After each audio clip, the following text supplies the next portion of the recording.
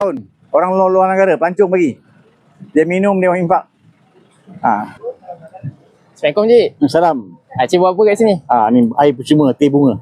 Air percuma, teh bunga kan? Tu tengok bawah tu. Melaka minuman percuma. Melaka minuman percuma kan? Cik dah buat benda ni berapa lama Cik? Dah 4 tahun. 4 tahun eh?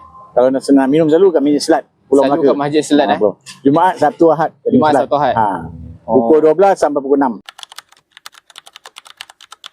Untuk bantu orang. Siapa nak minum, boleh minum. Siapa nak minum, minum. Siapa nak impak, boleh impak. Duit ni juga pasti beli gula, beli cawan, buat balik. Bagi orang minum.